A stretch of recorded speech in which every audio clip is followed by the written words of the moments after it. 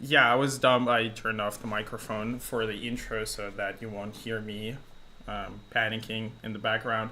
Okay, great. Thanks.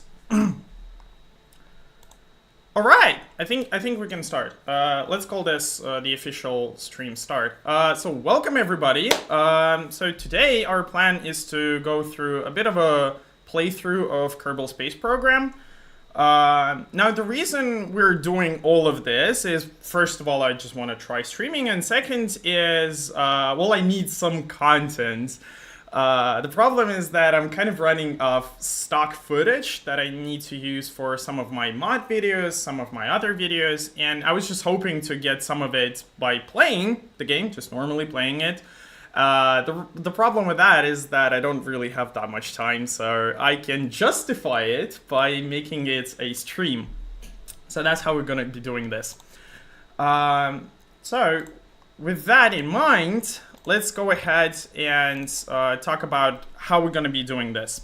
So the first thing you should know is that this is going to be a modded playthrough, and the mods will be centered around Kerbalism. This is not really to make the game like super realistic and everything. I mean, we've got like a realism overhaul for that. The purpose of this is just to kind of force me to make slightly more interesting crafts, because Kerbalism, well, it forces you to make more complex crafts, because you can't really do this like, you know, one crew capsule and just send it all the way to Elu. That's not going to be possible. What you have to do is you have to really think about oxygen, you have to think about all these resources, electricity, radiation, for example. All these things, they kind of force you to make the craft more complex simply because, well, you have to think about all these things. For these reasons, that's the reason why I decided to use Kerbalism. Now, among other mods that we are going to be using are obviously like parallax for visual stuff. There's going to be a little bit of other part mods sprinkled here and there. And with that in mind, yeah, let's just create our game. So the difficulty preset that we're going to be choosing is going to be based on the hard settings. Why? Because again, that kind of makes for slightly more fun gameplay.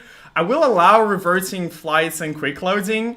We will just have a gentleman's agreement that we're not going to be using that unless we absolutely have to. And absolutely have to is cases where the game crashed, or we crashed because we time warped too hard, or it just lagged to hell. So for these reasons, I'm gonna keep it an option, but in general, we just will kind of agree not to use it. Other than that, we will require signal for control. I'll disable extra ground stations again, because that kind of forces you to make sort of an internet around Kerbin, and part pressure limits, G-force limits, everything on. Other than that, most of these will be by default. I mean, the hard settings are kind of by default. Also note that I will be turning off some of the stock contracts because I do have replacements for them. Some replacement mods. Got your deep freeze with slightly increased difficulty settings. But yeah, we're probably not going to be getting into deep freeze for quite some time, but yeah, gotta add it. Okay, also, one final thing. I will be using Kerbal Joint Reinforcement. It is basically a mod that strengthens the joints a little bit. This is done because my GPU is slightly having a hard time when I'm both recording and streaming and playing the game. For these reasons, I will be just adding some extra stiffness, just to add a little bit more of stability. Some of you might call that cheating. I did disable some of the options here, so I don't think it's that much. And the Kerbal Joint Reinforcement version that I'm using, it is kind of justified as like not too stiff. So we're not going to be able to make obscene vehicle, but it is what it is. Okay, so with that in mind, Also, yeah, we will be playing a little bit in IVA, so that is within the vehicle itself. I'm not going to be focusing on it too much, but we'll have a little bit of that. If you want, we can have more of that stuff if you just want me to have more of that gameplay. With that, let's choose our flag. I mean, does anybody have any preference for the flag? I don't know. I personally like bullseye, but like, tell me if you want me to have a different flag.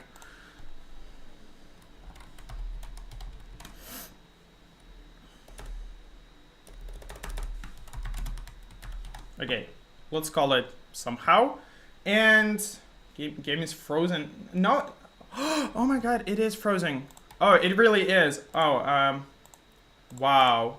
Wow, that was kind of dumb. Thank you very much for noticing that, because I was just sitting here talking through all the settings. Okay, let me just skip through the settings one more time. Okay, so like I said, everything's pretty much basic. I'm just gonna click through them so that if anyone wants to recreate the setup that I'm using, they can just take screenshots and whatnot. Okay, with that out of the mind, let's continue. So, no flag preference. Okay. Guess it is gonna be the bullseye. Okay, start. Now, like I said, we are playing in Kerbalism, and in case you're unfamiliar with Kerbalism, it really changes how the science game mechanics works. So, in normal mode, you don't really care that much about how long your flight takes, because you just press science and you get it instantaneously. With Kerbalism, not so much, because science takes some time. So for example, you can run experiments over, for example, like a few minutes. In some cases, some experiments run actual years, which is why you kind of have to plan for that. For these reasons, the beginning of the game is going to be slightly simple and not really complicated, and it's going to be sometimes boring maybe. It's just something that we kind of have to plow through. I will try to make it slightly more exciting, but, you know, there's a limit to what I can do about that. With that out of the mind, let's take our first contracts. Yes, we're going to be playing through contracts because I think it is slightly more interesting. And let's build our first vehicle. One more thing. I do really like having an index to a spacecraft. This is just my personal fetish, and it really helps me in case I'm trying to re-record some of the videos with the crafts. Oh yeah, by the way, completely forgot. Never tried KSP with this mod. Okay, yeah, well, you're gonna see how it goes. One more thing, I will be, because this is going to be like more of a progression through all these different mods, and we will have this like campaign.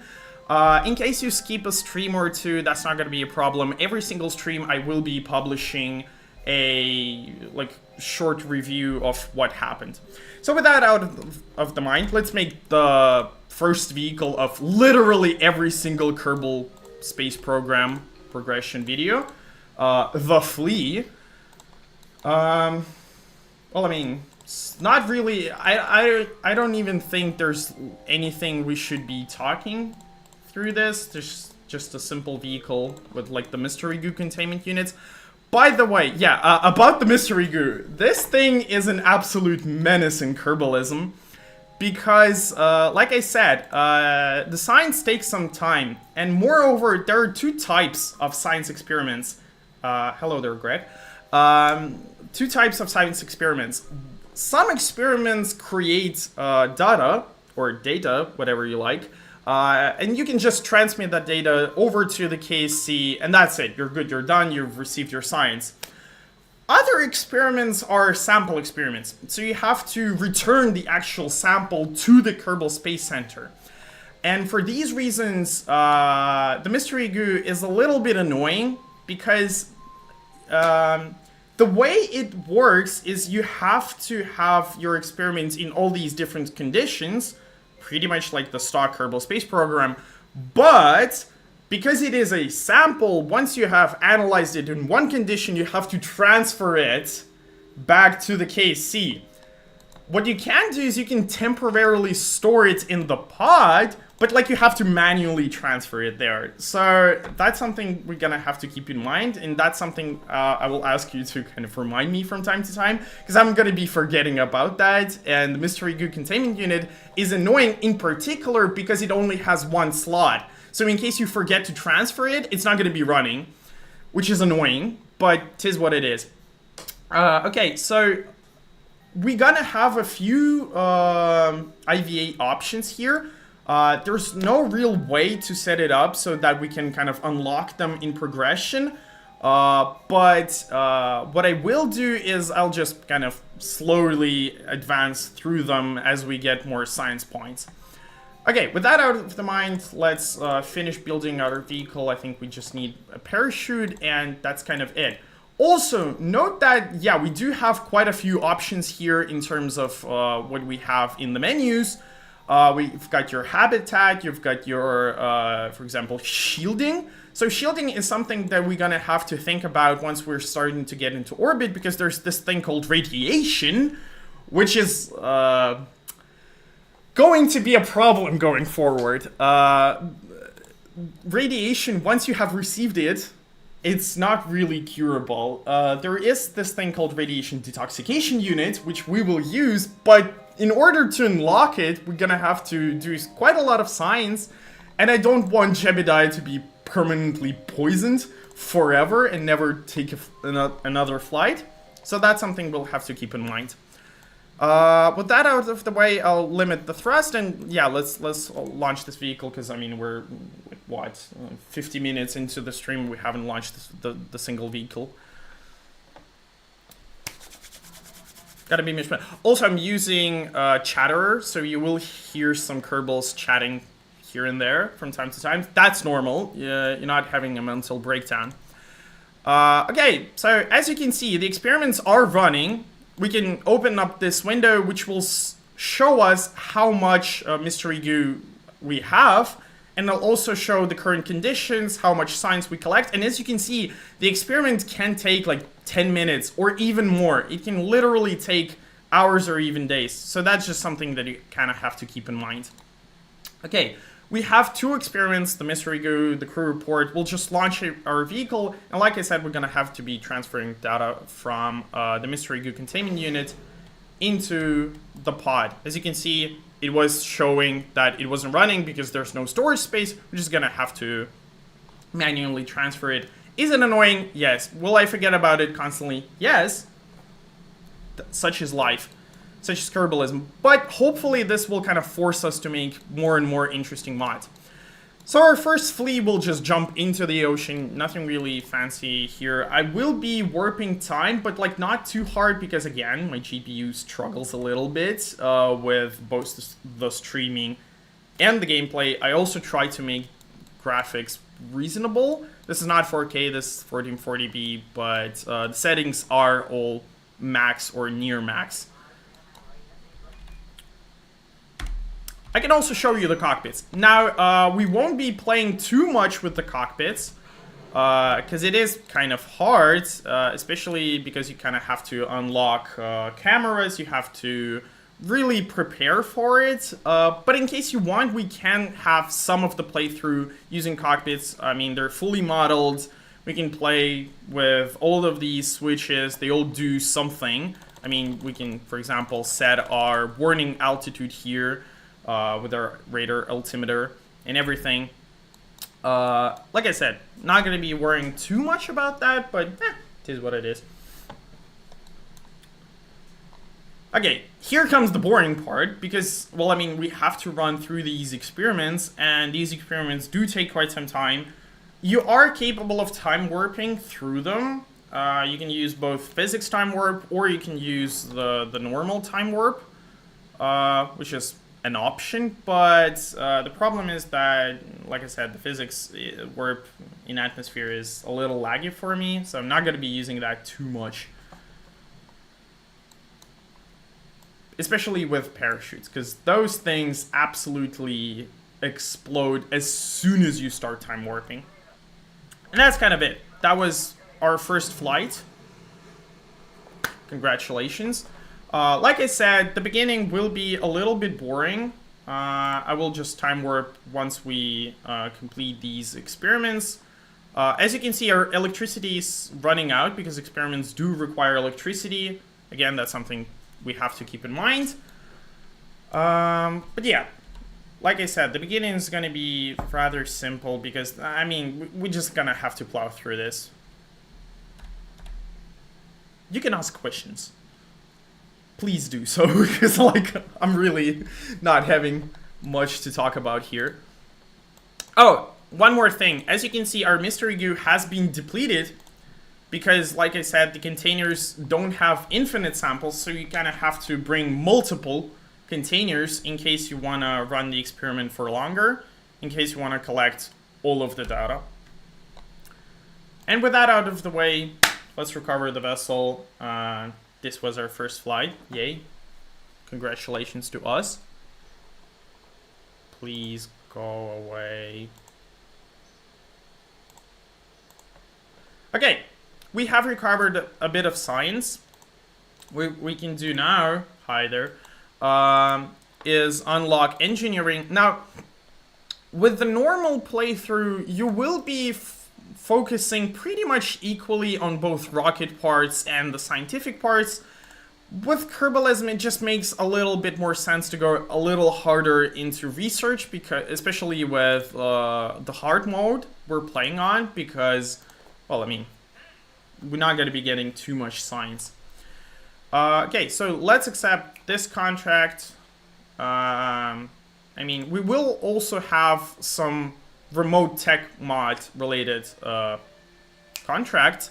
Now, about remote tech, it's a mod that basically adds several things. It adds pointed antennas, which point at a specific target, and it also adds signal delay, which is something that we're gonna have to keep in mind because it's really, really annoying. Because our probes will have a delay to the signal.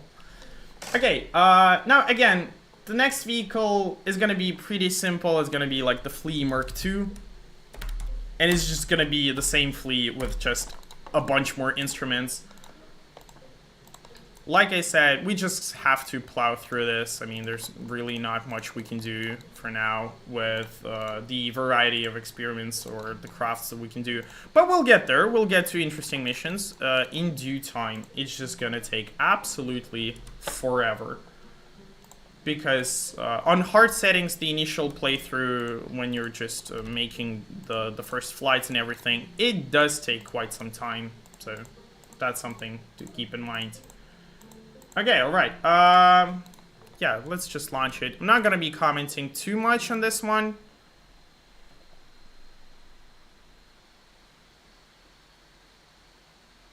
Would be cool to be able to analyze the sample after retrieval. Yeah, that's exactly what we're doing with the mystery goo. Any long-term goals for this campaign? So I do have a few goals. I even wanted to add a little bit of a, maybe, I don't know how to call it, maybe lore to it.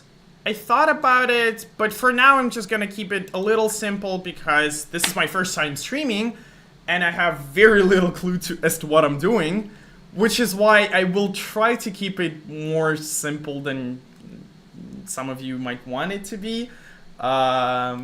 Primarily because, well, I just need to understand how this all is going to work. Especially with like Kerbalism and everything, it's kind of hard to play, like even normally.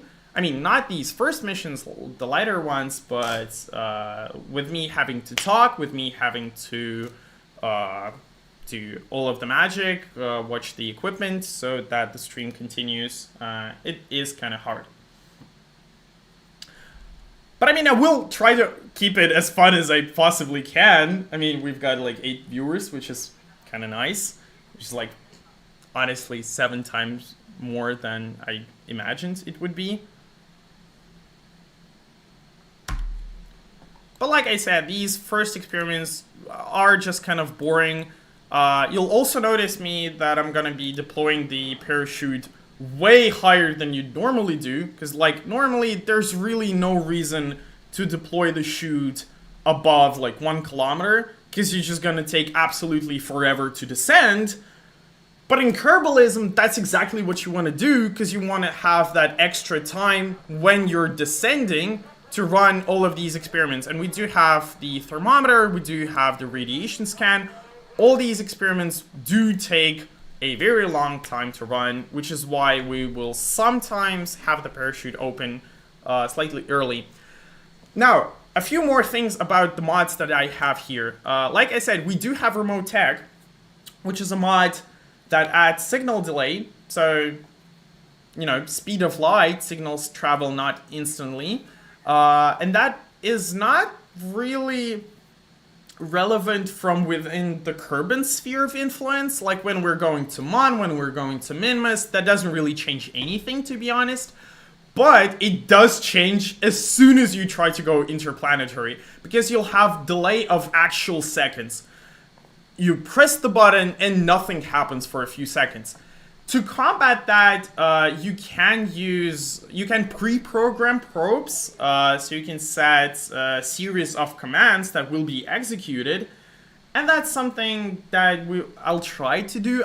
I honestly don't know if I'll keep that delay for the rest of the playthrough, because it does make it insanely hard, especially when you're trying to stream at the same time, especially when you have this like gentleman agreements that we're not reverting time. Yeah, that's gonna be, it's really, really annoying in most cases, because, well, you can't just send a command if something goes wrong. If you have pre-programmed the probe and you forgot about something, that's it. Like, it's just gonna be doing its thing, and this, because of the signal delay, it can be literal minutes until you get a return signal to the probe if something goes wrong. So it can take actually forever to plan these missions, because you have to think about everything, which is a little bit annoying, which is why I'm not really sure that I'm gonna be keeping that. Other than that, we do have a few planet mods, and we'll try to visit some of them. Spoiler alert, there's a planet called Karen in there. We will visit it at some point. We'll have an Operation Karen. Yeah, that's gonna be much fun. Alright. Also, one more thing. I don't really want to read through all of these sciencey things that it tells us. I mean, if we look at like the experiment archive, we can sometimes see that the experiments, when they generate data, we can read that, and there's going to be a short description. I'm not going to be doing that around Kerbin when we're like landed or anything, because it's not really interesting. But when we get to more interesting stuff, like maybe Mun, we will start reading those, because they do get sometimes quite interesting. For example, we'll like learn stuff about like the planet's core, which will give us knowledge about the radiation fields around it and whatnot. With that out of the way, let's fill our pod with data. Also, yeah, note that we do have a data limit, so we will have to think about having enough storage or sending data right away in order to work with this. But yeah, I'll try to keep this as fun as possible. Like, if you have any suggestions, if you want me to do anything, please tell me, because like I said, I have little to no clue as to what I'm doing. Okay, alright. I think it's time for us to try to escape the atmosphere at this point. Let's try to go to stratosphere and higher. Okay. I'm gonna make our... Now, normally I'd call the next vehicle Hammer, because like we're gonna be using the next booster, which is called Hammer. But in order to commemorate the fleet, we're gonna call it the Super Fleet.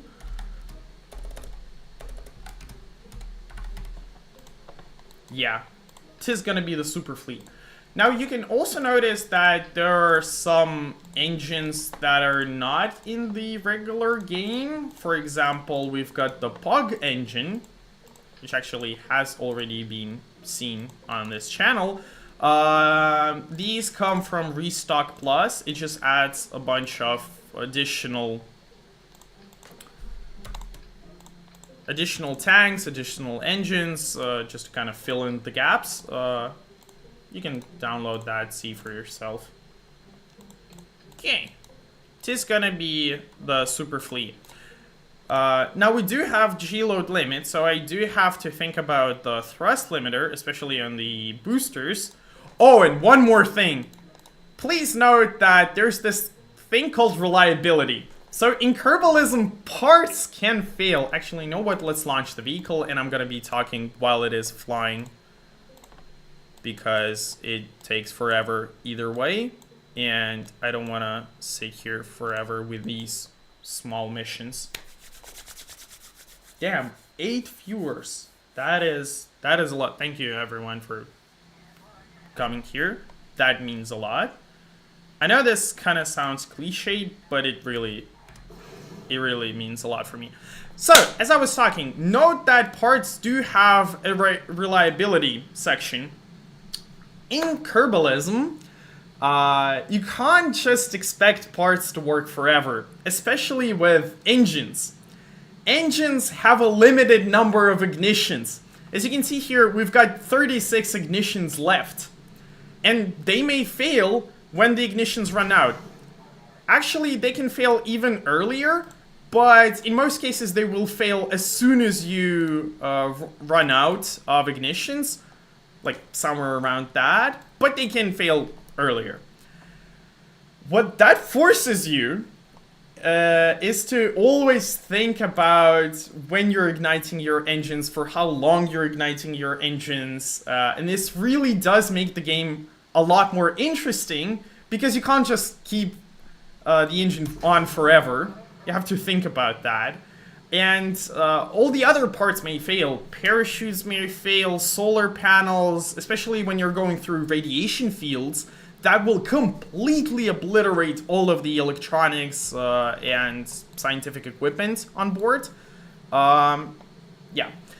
Again, what's the plan for the super fleet flight? Well, first of all, we want to escape the atmosphere. And as you can see, our apoapsis is already over 70 kilometers. So we will go just up, we'll jump into the stratosphere and higher, we'll escape the atmosphere, and we'll just hover there for some time, because again, we have to collect experiments over time. So once we reach space, that's why I took the extra fuel.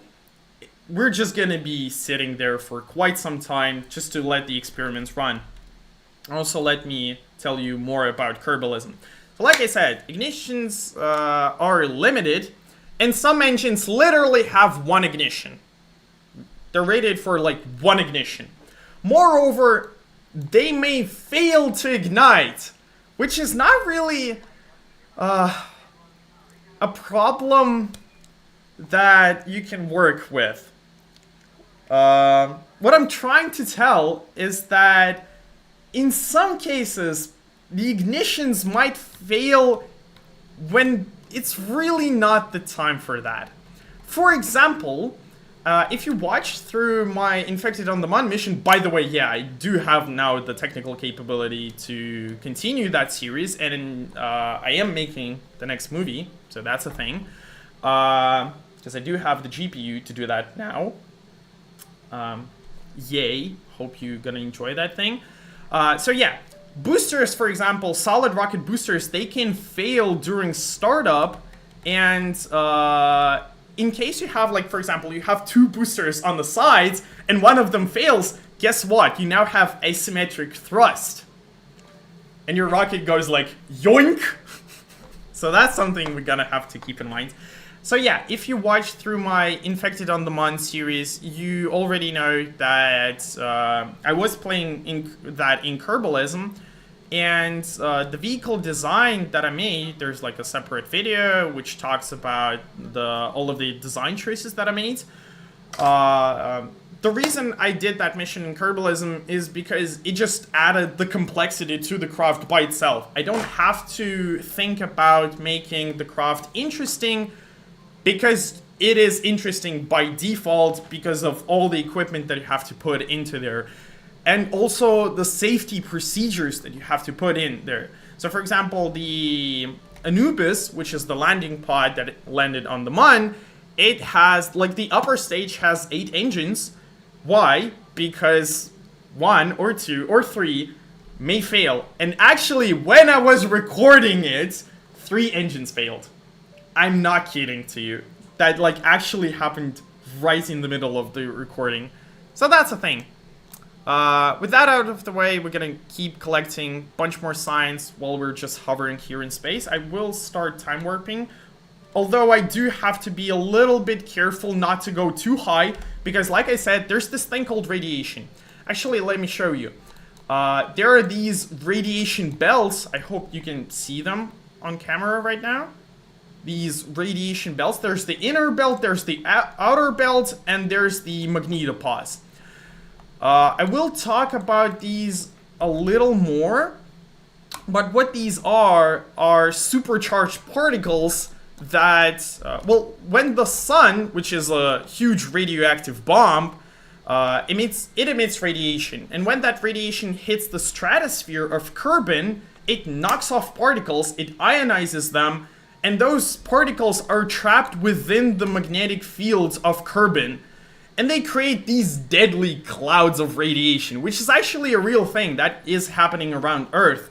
And we'll have to really think about not getting into those clouds, because boy are they scary. They are absolutely gonna be a problem. And they're definitely something we have to design it around. That's interesting. Yeah, it is. Indium is a chemical element. What is that comment? Some weird comment about indium. Is that like a local meme or something? Okay. As you can see, our flight is coming to the end here. I'll just kind of time warp through the rest of it. But yeah, Kerbalism does make the game very interesting. But unlike realistic progression, and unlike realism overhaul, and the real solar system mods, they're not just hard. They're like, I don't know. For me, they just don't have that Kerbal feel to them. It's kind of hard to describe, but they just don't feel the same. They are quite a bit harder. Because with those things, you also get stuff like, for example, how do you call it? Well, fuel slushing in the tank. So when your vehicle is experiencing a lot of vibration, what sometimes can happen is your fuel becomes inconsistent and the engine won't light up because of that. It does add a few more mechanics, but at that point, I think it's not really making it more interesting. It just makes it simply more challenging. I wouldn't say that it makes it more fun to play through, because Kerbalism by itself it's like, it hits that middle ground where you have the complexity of real space programs, but at the same time, it retains that Kerbal feel to it. Could you post a list of the mods used in the playthrough anywhere? It is already online, and it has been online for a few months by this point.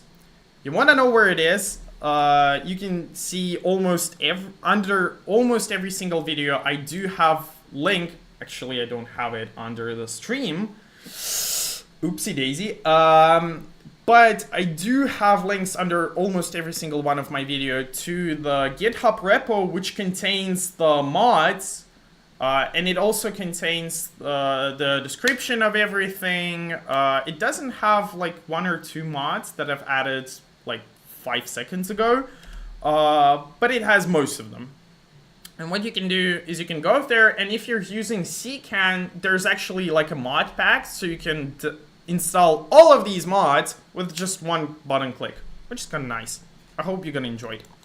With that out of the way, we're gonna be finishing our landing. Notice that I'm also not running, like I am running parallax, which is all these trees and everything. I'm not running it on absolute max settings. The reason is I'm running under Linux, and shadows for parallax under Linux do not work correctly for some reason on max settings. So that's a thing. And also I have like 5 frames per minute. Yeah, that's the reason why, in case you were wondering. Jesus Christ, we still have like 9 views. I was just preparing myself that we're gonna have this like initial spike when everyone's like, oh yeah, wow, that's cool, and they come in, they see the boring stuff, and they go away. But I'm really trying my best here to make this as exciting as possible, telling you all these facts. Okay, oh, you can see, we've got the contract to cross the radiation belt. Now, like I said, we haven't put shieldings on our crafts yet, because we weren't really going that high, and there's not much radiation in space, like in general outer space. But we're gonna be crossing the radiation belt. And here's the thing. Kerbin has a very strong magnetic field around it, just like Earth does, which is the thing that's protecting us from deadly radiation from the sun. That also makes it really hard to escape Kerbin, because you almost always, unless you're starting from the North Pole, or the South Pole by that point, you gotta be crossing the radiation belt, and that thing is like really supercharging Kerbin.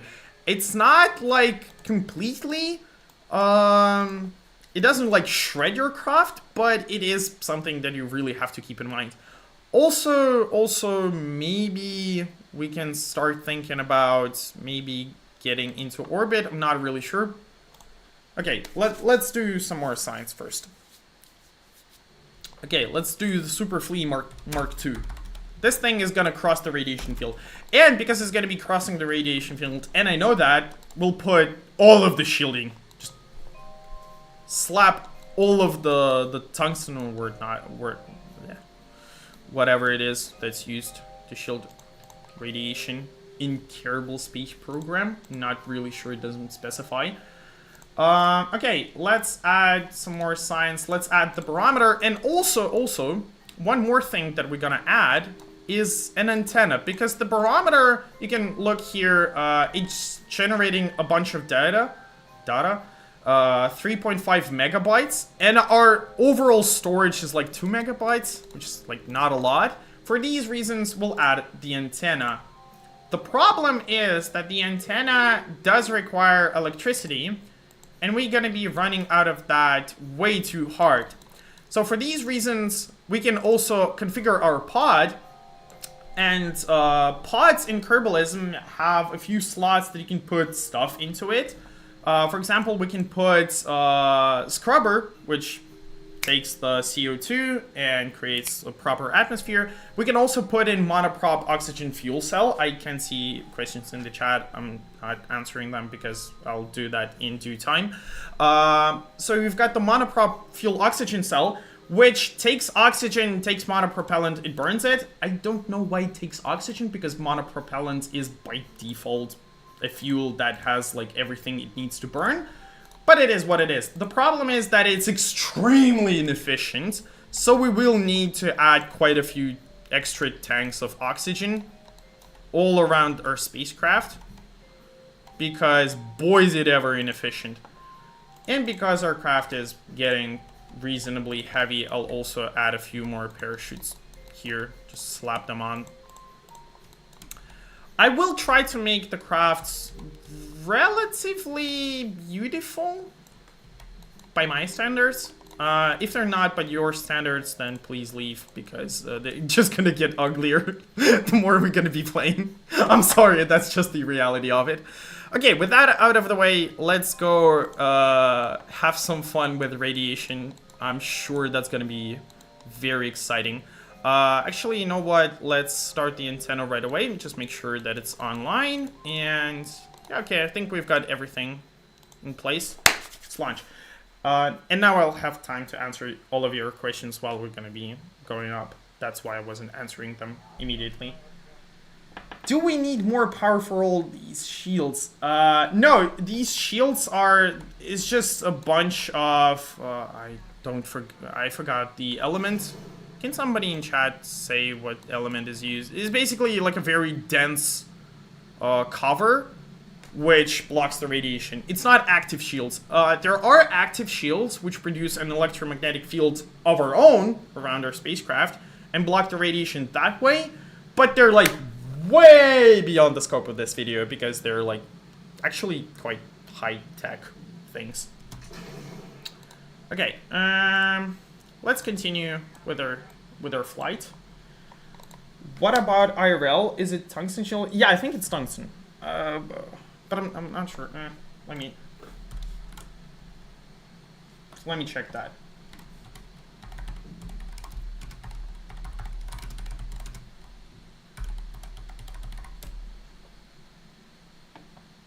It's lead. It's lead. Yeah, I'm sorry. Yeah, so lead is... The reason lead is used is because it's just a very, very, very dense material, which is why it's really good at blocking radiation. The problem is that A, it's really expensive, B, in real life it's extremely toxic. You would not believe how toxic lead is.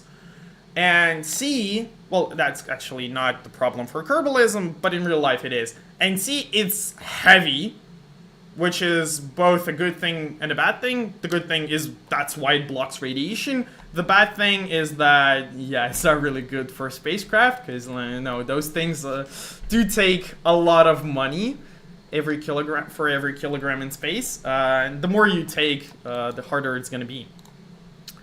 So as you can see, we've got all of our experiments running here, and we are already started to transmit some of the data. Again, I'm gonna be all over the place is how I call these things. But, you know, it is what it is. Let me sip a drink. Which is just a bunch of ice. In case you're wondering. Okay.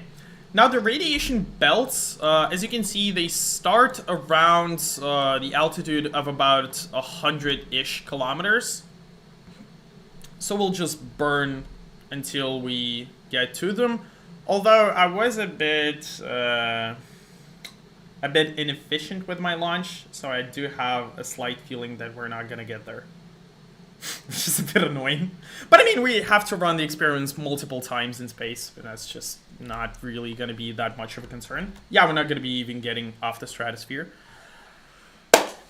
Oops. Well, I mean, like I said, it kind of is a problem and isn't at the same time because we have to run the experiments multiple times, and the pressure scan takes just so much time, so it is what it is.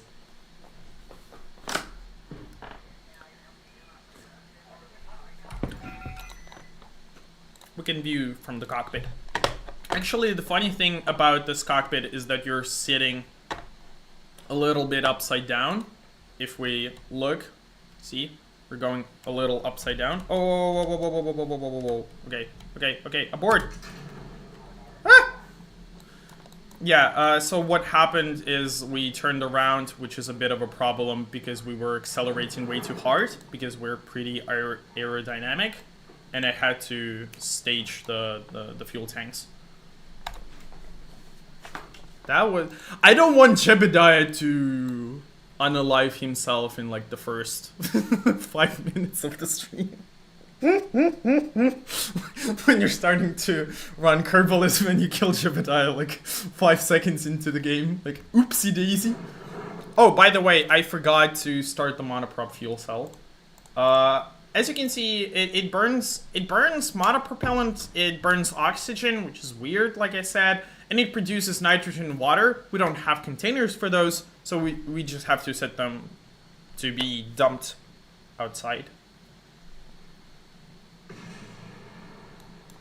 Are you sure that nothing will fall even... Are you sure that nothing will fall even with shields? I didn't really understand the question. No, I do know that if you're asking that some radiation might still leak through even with shields, yes, it will.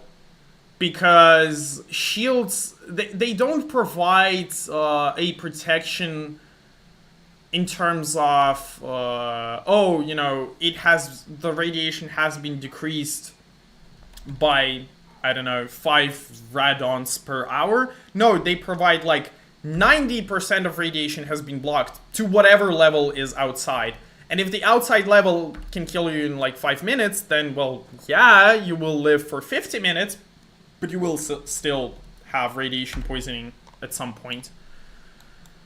Okay, the Eagle has landed, and we'll just sit here for quite some time, just running the experiments, and sending data over to the KSP. As you can see, we are uploading it. We'll just sit here and time warp through this. It will take some time. We can view the sunset, or we can view the inverted sunset from the cockpit, which is Jebediah's view. But I think I'll just keep this.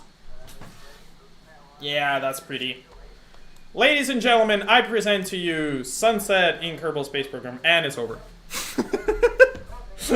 That was pretty fast. Jebediah got scared there. Yeah, he kind of did. Although I think I was scared more than he is. Oh, you can't. I forgot that I put myself in Jebediah's place, where like normally you have the crew preview. Yeah, because he was having fun. He was just like. Well, I mean, Kerbals are hard to scare. Okay, so we have finished our atmospheric pressure scan, so we can return our vehicle. As you can see, we have barely scratched our monopropellant reserves, but our oxygen is running a little low. Well, it's not really low, but I mean, we just used a lot of it.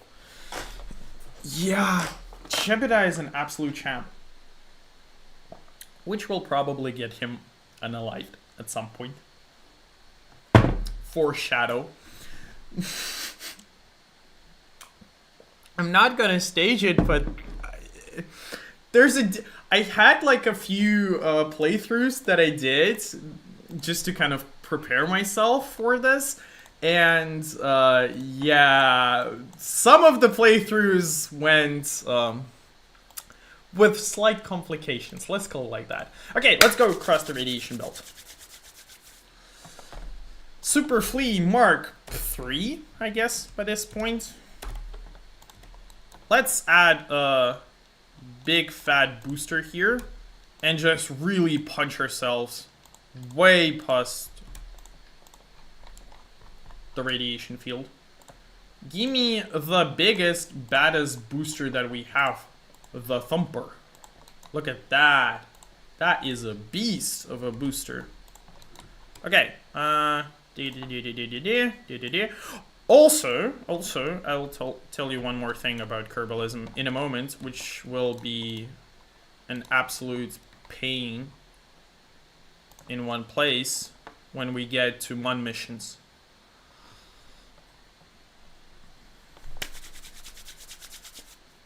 I always forget that like there's a delay to what I'm telling you. There's like a 10-ish seconds delay.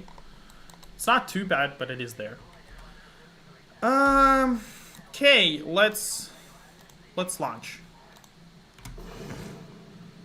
So, like I promised, I'm gonna tell you one more thing. So like I said, there's oxygen, there's electricity, there's a bunch of these resources, but there's also one more thing.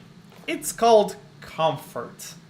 Now, here's the thing. As you can see, we have, like, if we look at the crew, they have a bunch of stats here, and I don't know if you can read that, but I'm gonna list that. It's climatization, it's eating, drinking, breathing, CO2 poisoning, which is a thing, then radiation and stress. Imagine yourself if you are in an unpressurized command pod, like a small unpressurized command pod, and you're sitting there for like days. Without any communication back to Kerbin. Oh, look at that. Sunrise, or rather sunset in orbit. And it's over. I should have a t-shirt like, look at that, sunset and it's over. So yeah, like I was saying, oh, look at that. Our apoapsis is already at like 120 kilometers. I'm gonna stop right there. I think we'll... let's bring it up to 150 kilometers. I'm really not in the mood to not get to radiation field again. So let's bring it up a little more. I do want to save some fuel to decelerate because we're going to be going down pretty hard. So like I said, if you're in a small command pod, which is unpressurized, you do not have any communication back to Kerbin, which is going to be most of the time. You don't have any gravity, you don't have any plans, you don't have anyone to talk to. You will become insane in literally days. And that is modeled. So by default, a Kerbal in all of these worst case conditions will go insane in about 5 days, I think. Yeah, I think it's 5 days. Which is something you have to take into account. And we'll try to do that. And look at that, we have crossed the radiation belt. I think we have touched it. I'm not really sure. Let's accelerate a bit more. Get us to 200. I don't think we've crossed it. I'm not sure. Can we look at the gun? Oh, yeah, we haven't crossed it yet. Okay, let's get our apoapsis to 200. That's why we took extra fuel.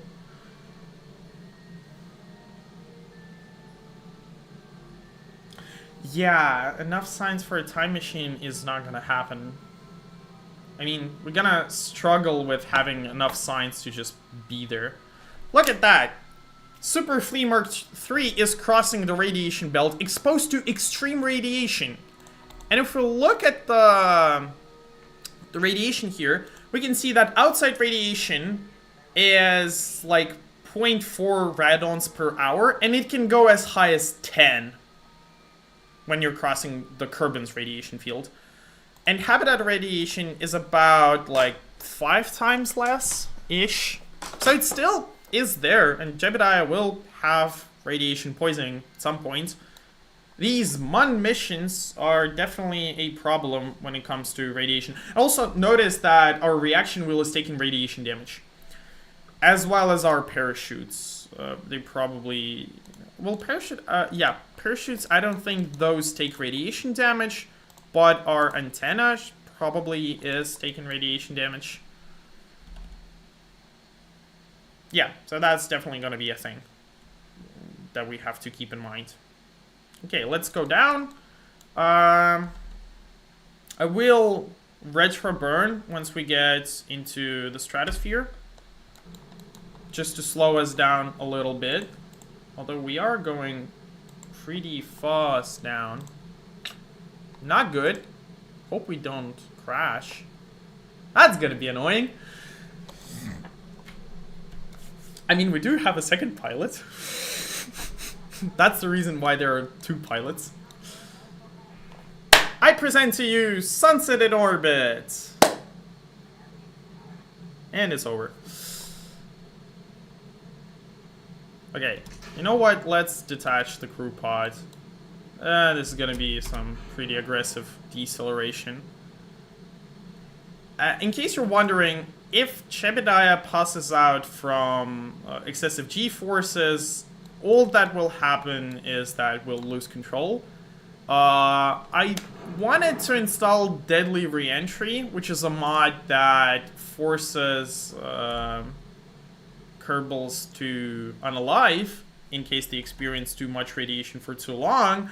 But then I thought that I'm not gonna bother with it too much because it really bugs out with some of the radiators that we're gonna be using for like nuclear propulsion and whatnot. Actually, you know what? Let's save the game here. just in case I time warp too hard.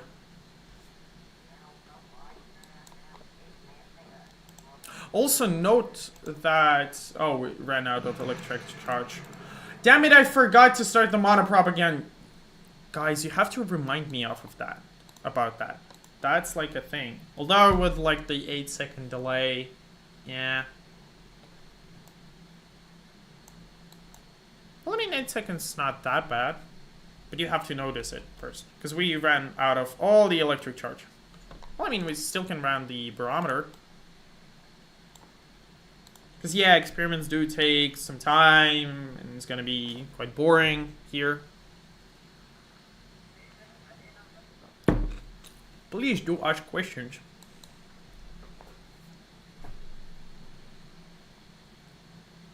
Are you having fun? I'm having fun. Well, I mean, the fact that 6 of you are still here does tell me that you are having fun. Although one of those is myself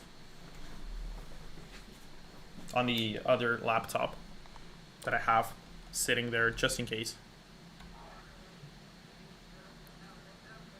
Okay, we have depleted everything. We have done everything we could.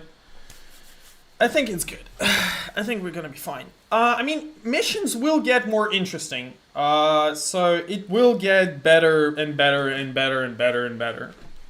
And also I do think that I will evolve in terms of streaming quality. If you watch my first videos, I did evolve with those. Like, I definitely did. Okay, we got some sciencey science. Let's try to get into orbit. I think we can go into orbit by this point. Do we want to research this stuff, or can we go into orbit without all of this? Not entirely sure. I mean, we could try to do a bunch of these not very exciting contracts. Not sure. Nah. Let's just go and get into orbit. Okay, in order to get ourselves into a nice and shiny orbit, we'll do a few additional things. We're gonna have slightly less oxygen supply, because who cares about oxygen in orbit? I'm gonna move a bunch of stuff. Just make it slightly more aerodynamic. That doesn't change anything, just for myself. It's a placebo. It's a placebo effect. That matters. Placebo matters. Okay, so our overall delta V is, in vacuum, 3.6 kilometers per second, which is almost enough to get ourselves into orbit. I'm just gonna add some more fuel tanks here, and I think that should be like 4 kilometers per second is enough, even with potentially not optimal flight path that we're gonna be taking. Can we add like another booster here? Yeah, we can. Let's do that. Just a little bit more oomph at the start. Okay. Oh, yeah. Well, by the way, it's, let's call this like a boring name. Orbiter. Very exciting name, I know. We'll have some fun names later on. I do have some in mind. We're not gonna take the heat shield because, I mean, the crew capsule does have pretty good heat insulation. Okay, yeah, I think we're good to go. Yeah, let's launch it.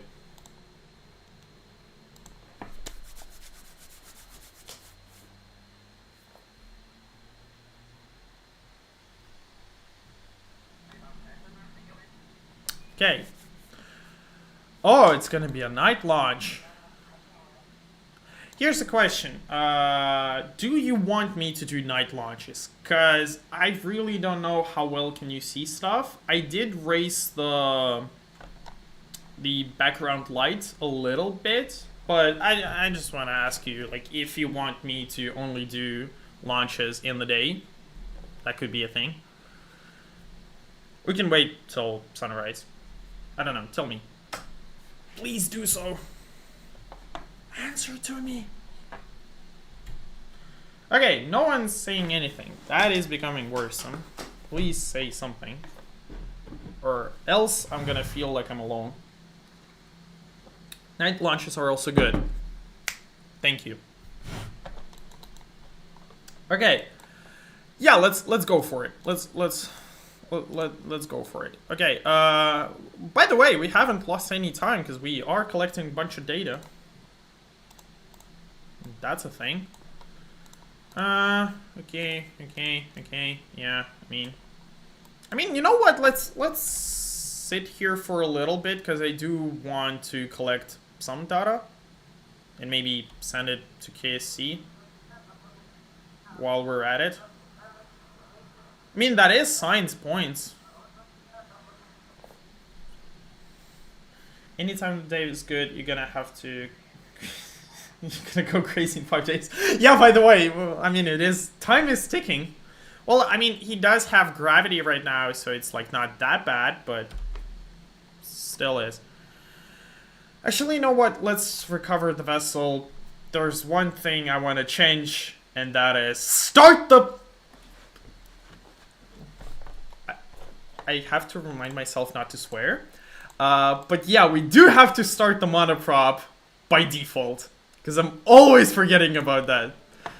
That's gonna be a meme of this channel. Yeah, let's set it to running. I mean, we do have these checklists that we can go through. For example, see, stress, like normally it's 29 days because he does have call home, which does give you a little bit of extra stability, mental stability, but not a lot. And that is, that's not gonna last for very long. Actually, you know what? I'm gonna remove this one. Or maybe a hammer. No, we can't do that. You know what? Whatever. Okay. Let's not change too much. It's just gonna be annoying if we don't get into orbit because of this. It's just gonna be annoying for no reason. Okay. We are go for launch. I mean, we could try going for a cockpit orbit. I mean, we can try to do that. Yeah, okay, I'm not in the mood. Not now, not today. Someday later with more advanced cockpits, maybe. Okay, you know what? Let's go for it. Our monoprop is running. Our containment unit is present. We are go for launch.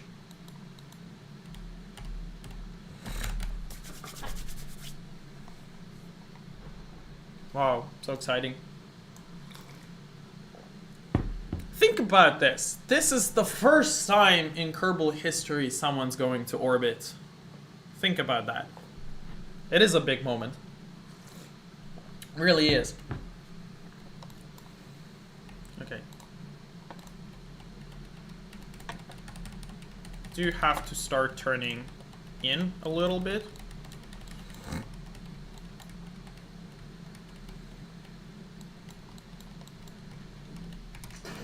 Okay, first stage detached. That's a thing.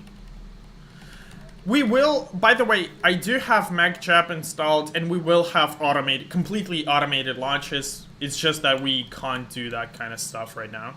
It's just not at our technology level for now. But we will have it in the future. It is definitely going to be a thing. Okay. Let's detach it, and let's just cruise to stratosphere where we'll turn the engine on again. Hoping that it's not gonna malfunction while in orbit. That's gonna be nice. Foreshadow. I mean, we'll probably revert time if that happens, because, like, not fun. We'll make it an exception. We'll have, like, the time machine one time we can do that. No one's gonna notice. It's not like we're recording or something. Okay. I mean, we do have 2,000 meters delta V.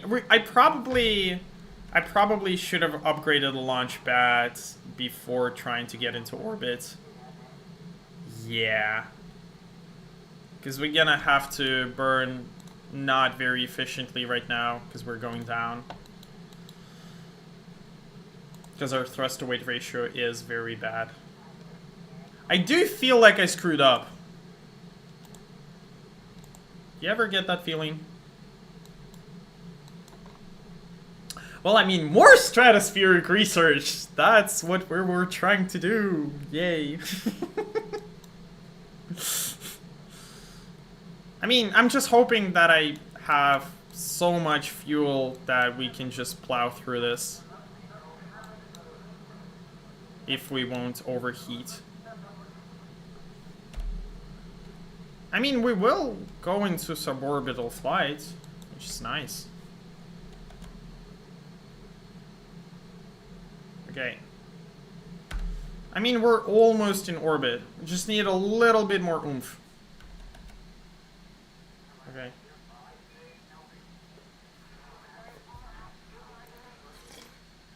The most inefficient launches that you have ever seen in Kerbal Space Program.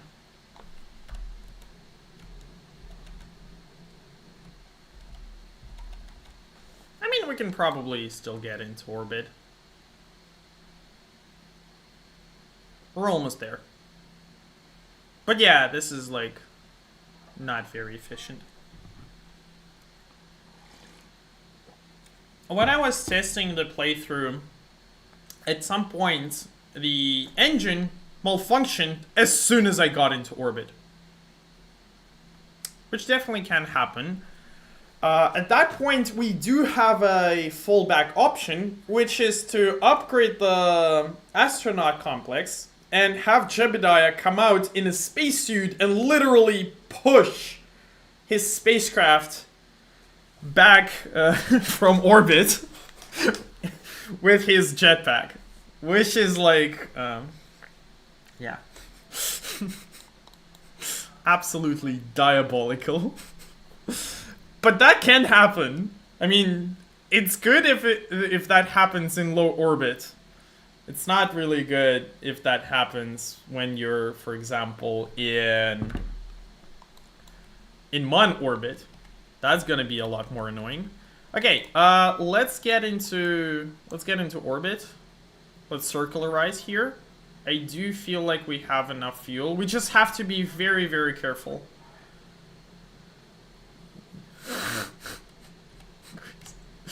Okay. Okay, we're almost there. We can see the camera having a seizure. That means we're almost there. Almost. Almost.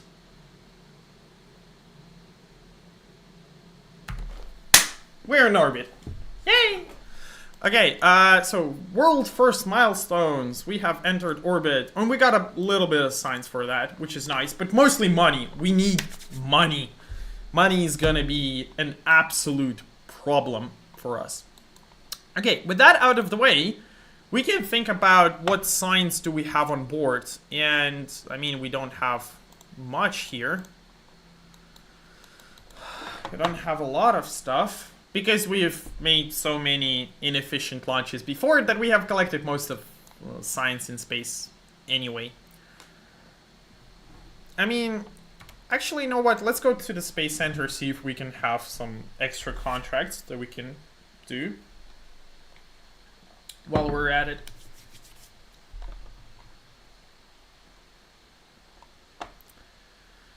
Let's do this. Okay, mission control. Explorer Kerbin. Return to Kerbin from orbit. Yes, please. Put a Kerbal in orbit for 30 days. This contract might seem very easy at first, and when I was first playing with Kerbalism, I selected this contract, and only then did I realize that stress is a thing. Yeah, you can't go for 30 days into orbits unless you have somebody with you. So you have to make a spacecraft for two. Which is a lot harder, because then you have to have double food, double oxygen, double electricity, and like, it really is quite a bit harder. So yeah, let's descend from orbit.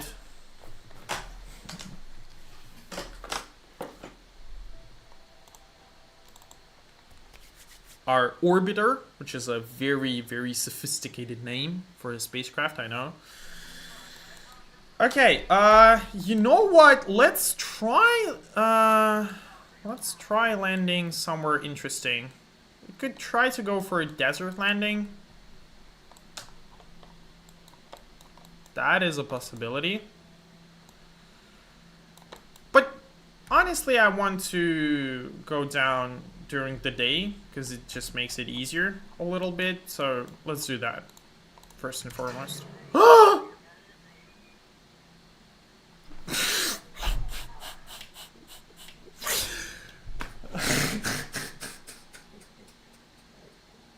For those of you who still don't know what happened, I accidentally staged the vehicle. Which means... Remember about the jetpack thing. We're doing it.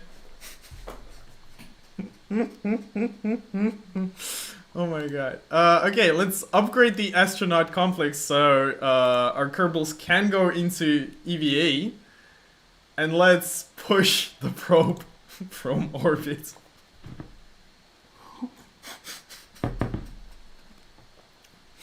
Well, that was bound to happen by this. I did not stage it, I swear to you. But yeah, so what we'll have to do is we'll have Shebediah get out, get into EVA, rotate the camera a little bit, and yeah, we'll just have him push his probe from orbit. Okay. Okay, okay. This is gonna be hard. Okay, line it up. Actually, you know what? Let me select it as a target. And just... By the way, we probably should have selected a contract to go into EVA near Kerbin. That would have gave us extra money for our trouble. But, you know, it is what it is. Can I please grab it? Damn it. Ah. Okay, have we... Look at that! We have brought our periapsis below 70 kilometers, so we will technically be able to decelerate. The problem is that it's going to be extremely inefficient, so we probably have to do this a few more times. Luckily, we did bring an absolute load of monoprop, so we can do this multiple times. Just gotta push it like that. Oh, look at that. Look at that. That's very good. Okay, managed to accidentally catch it with myself, which allowed me to burn for a little bit longer. Okay, let's grab it. Oh, wait. I mean, we have to be careful not to rotate it too hard. Otherwise, we won't be able to board it, which is going to be a problem. Look at that. We have brought it, the periapsis, to about 68 kilometers. Do you have a heat shield? No, I don't. Because who the hell needs a heat shield? Actually, heat shield would have been a problem because it's really heavy. But, you know, it is what it is. Okay, you know what? Let's rotate it like this, maybe. Maybe that way it's going to be easier to push. Question mark. Ah. Okay. Well, I mean, we can do EVA reports while we're at it. I wonder what is it that he's going to be saying in that EVA report. Probably something. How do Kerbal swear?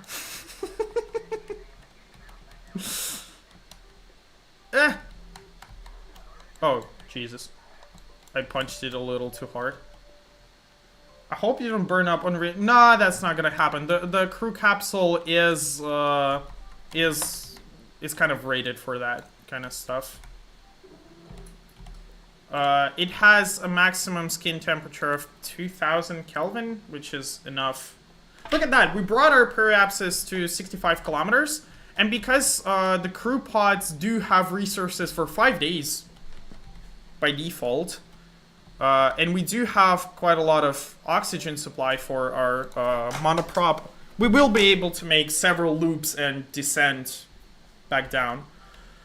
Although we won't be able to select the landing spot, but, you know, it's better than not landing at all.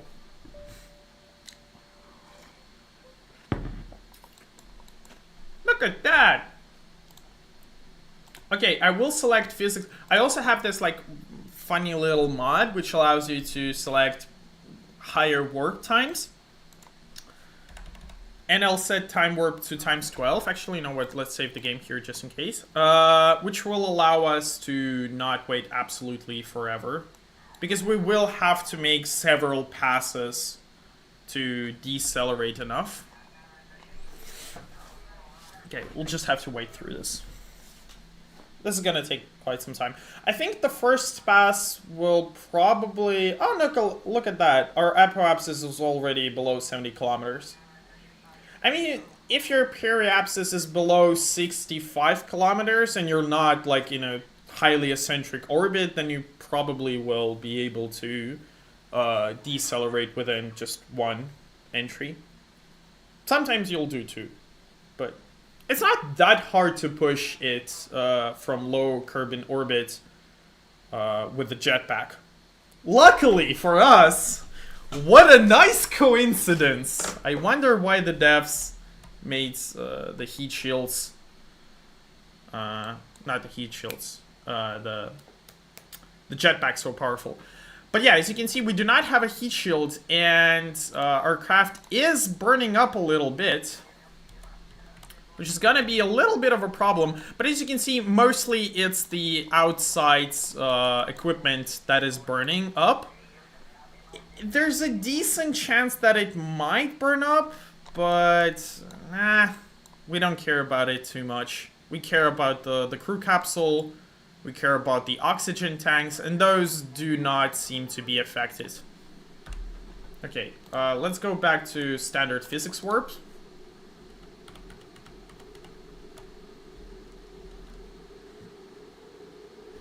We are decelerating.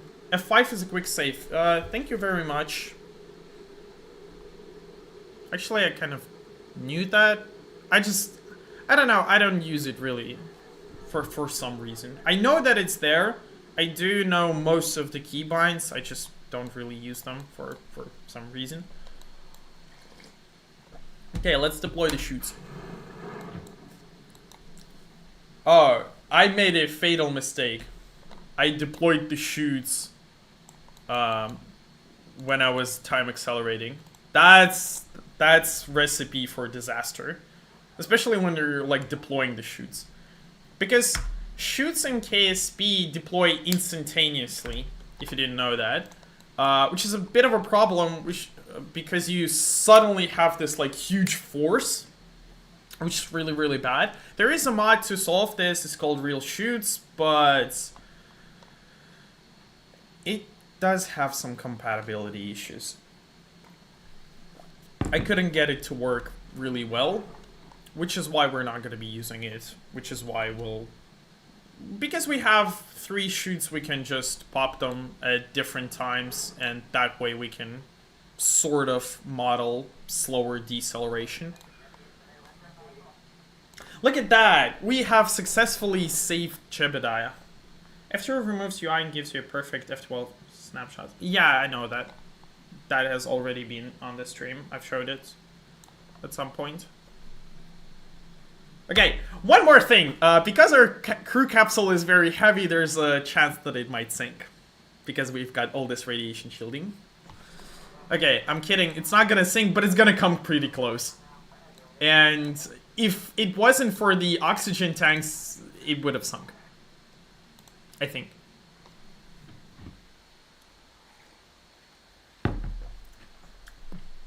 what a funny thing realism is. You can't see this because there's like 4 concurrent viewers and that's the only thing that you can see, but the total number of viewers was 68 for this stream, which is a lot, I guess. Okay, explore the Mun, fly by the Mun. Yeah, we will accept this contract because it does give us a great advance. Other than that, let's explore science. We'll select the basic science package. And normally, you would want, like in a normal space program, you'd focus on using probes first. But this is Kerbal Space Program, and probes are quite hard, especially since we don't have a network. But we will make the network using this contract at some point. Just not right now, because... Oh, look at that. It actually does give you a good advance. No, we can probably take it. The problem is that we don't have solar panels yet. So we can't really... put satellites for long term. And now here's the thing. This is going to be our first interesting vehicle. So, you know what? Let's take it for now. Here's the thing. We have to make a flyby of the Mun, but we do not have enough money to upgrade the tracking station, which means that we do not have patched conics, which means that we can't make maneuver nodes, all that kind of stuff. So the question is, how do we fly past it? And the answer is, we do something a little interesting. We time warp until the Mun is perfectly above the Kerbal Space Center. So we've got the Kerbal Space Center here. Well, not perfectly above it, just a little bit to the side, but I think you already can see where this is going. The goal would be to just go straight up. The problem with that approach is there's a decent chance that you will ram the Mun. Which is why I don't really want to put a Kerbal there. I want to put a probe, but yeah. The problem then is that our probes don't have SAS. So they don't have stability assist. So the question is, how do we make it so that our probe doesn't magically destabilize itself? Because the Providence State Sputnik does not have any...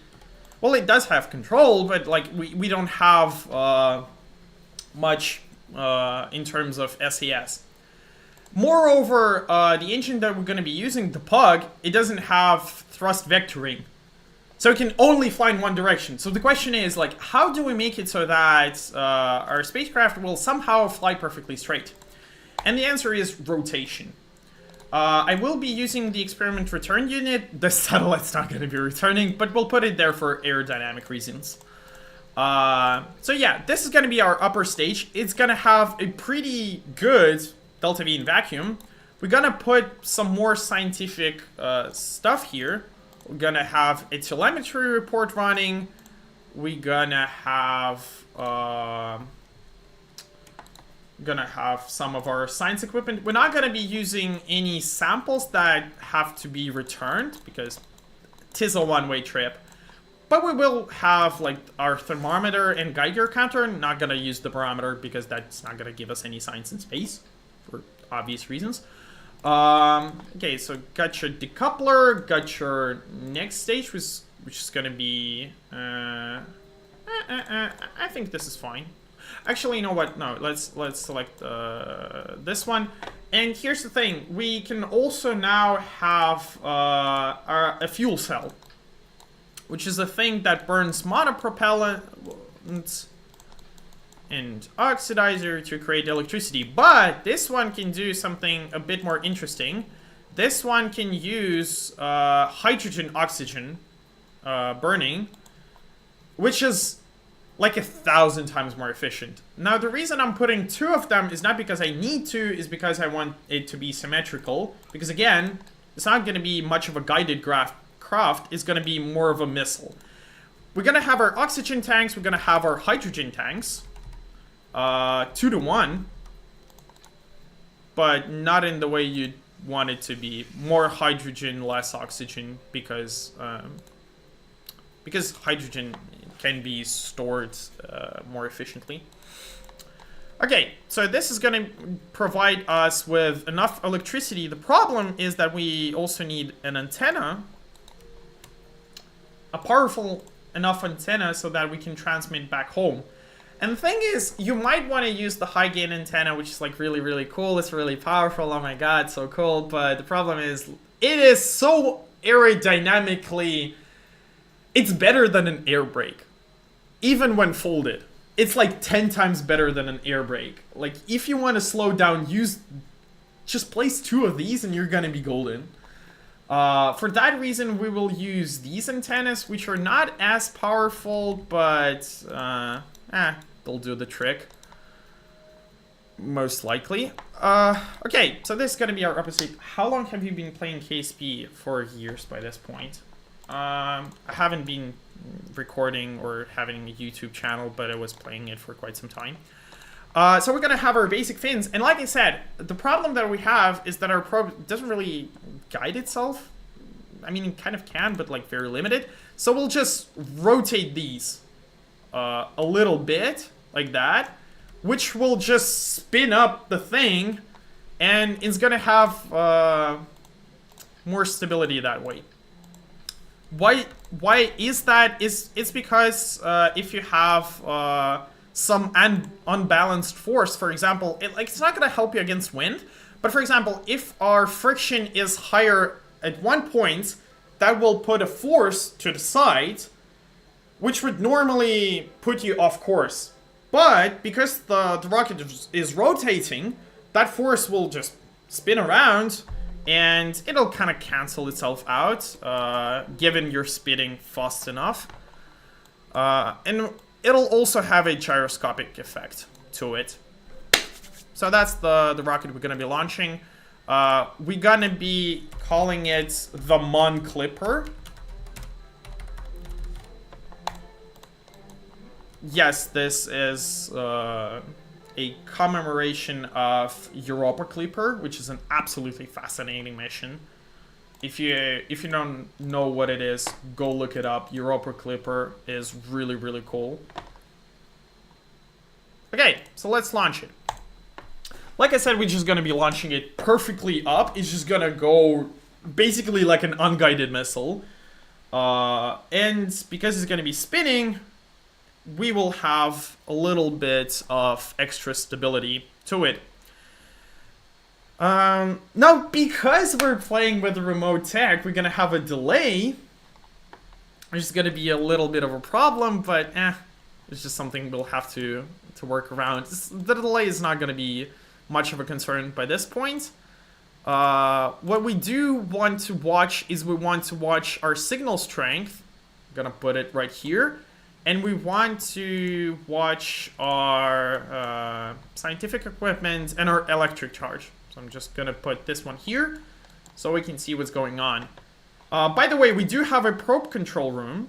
For example, we can select it. We actually have several of these possible. I think DIVA is the best one.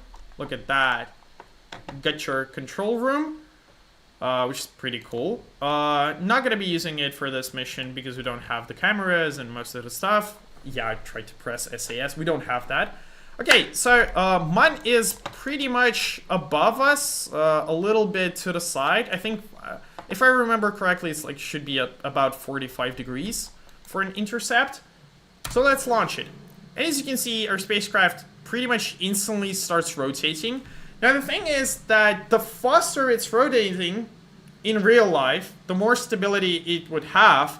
The problem in Kerbal Space Program is that the physics engine is not perfect, so it'll actually wobble a little bit because physics accuracy. But once we get to stratosphere, it'll start spitting less and less, so that will be a diminishing problem the further we go. But as you can see, it still has pretty good stability, and I can literally not touch the controls other than staging, and it'll do everything by itself, which is pretty cool. Kind of an automated-ish launch with a very simple control probe. Our first actually interesting mission.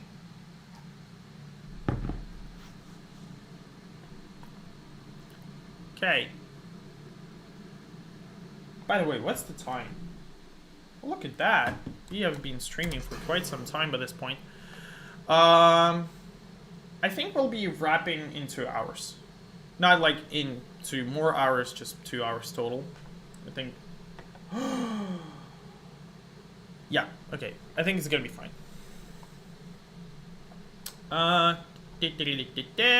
Okay, we have exited the atmosphere. Yeah, we're just gonna be going straight up by this point. It's not gonna be perfect, but I guess it'll do the job. Although, if you see our control path is not gonna be sufficient for getting towards the Mon, because Mon is 11 megameters away, and our control can go only up to 1.5 megameters. So yeah, we do not have sufficient antennas. But we will still be able to fly past it, which is like it's a little sad that we're not gonna get a lot of signs, but it is what it is. Guess we're gonna have to make another mission. I thought that the connection is going to be fine, but here's the thing. I was playing this through a little bit before the stream started, but I wasn't playing with remote tech. And remote tech does change some things. By the way, oh, I'm terribly sorry. I have forgot to set one setting. This is kind of important for remote tech. You know what? Let's. I think we have accelerated. Actually, we have accelerated a bit too hard. Okay, yeah, whatever. Let's go to Space Center. There's one thing that we have to change about remote tech, which is to use the root model. So what we have to do is we have to go into alternative, and we have to use the root range model, which is a lot better. Because it just allows communication between high and low power antennas. Much better.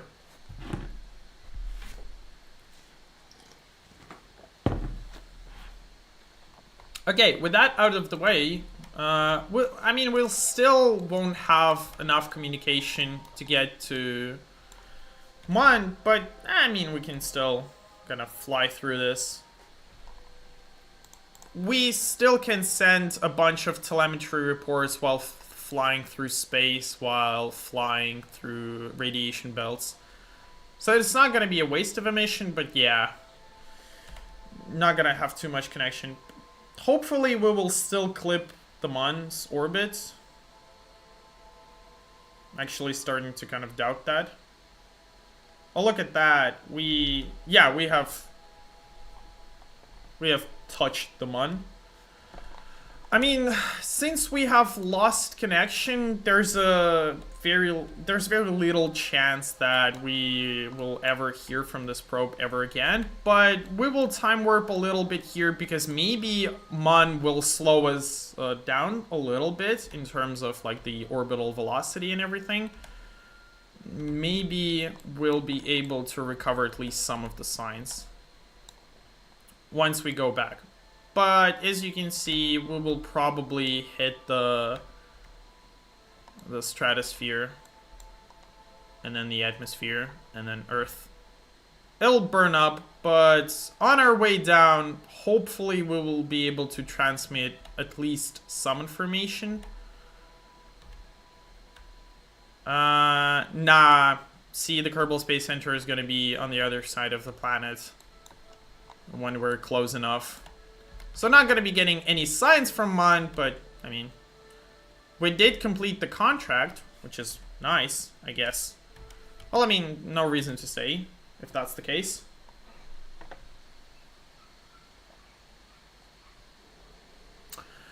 Okay, you know what? I think we can launch one final mission just to clip it properly, if you would. I just wanna put some better antennas. But the problem is, like, better antennas are quite complex because they just have so much drag that it's just really, really hard to put them there. What's the most powerful antenna that we have currently? We can use this one, which is 2.5 megameters. We can use this one, which is like 13 megameters. High gain antenna. Okay. We'll put 2 of these instead. And let me guess. Yes, look at this. This antenna is a targeted antenna, so we have to set a specific target for it. We have to set mission control as our target, and we have to deploy it for it to work. I'm gonna put 2 of these. Okay, mission control. Yes, mission control. Activated antenna. Okay, it is a pretty aggressive antenna, so we're not gonna have a lot of... we're gonna be using electricity a bit too hard with this antenna. Tis hard. I mean, if we put only one of these, then our oxygen hydrogen supply should give us about 1 day worth of flight time, which I think is gonna be enough. And our communication is 13 megameters, which is almost enough. But the problem is, like, it snaps under high dynamic pressure. Damn it. Can we deploy it? We could have another antenna here, which is like a static antenna that's just gonna get us into orbit. Well, I mean, beyond the atmosphere, and then we'll deploy this antenna. Or we could try this. But this thing is just, it's so bad. It's like... Okay, you know what? I have to show it to you. I have to at least show just how bad it is. And it also uses so much electricity. What's the electric charge in it? It's like half per second. And the problem is, like, we have to put 2 of these antennas, otherwise it'll be completely asymmetrical and it's gonna be even worse. So I have to put 2 of these antennas. We can put only one omnidirectional antenna here. Okay, let's call this Mon Clipper Mark II. Mark II. Okay, good enough. Okay, I think this is good enough. Maybe we should just put a bit more oxygen, a bit more hydrogen, just so that we have more to store. Also, I'll put only 3 stabilizers because we don't need to spin that hard, and we'll also have problems with the part count number. Actually, we have quite serious problems with the part count. I mean, we could try having only the lower fins here. Don't know.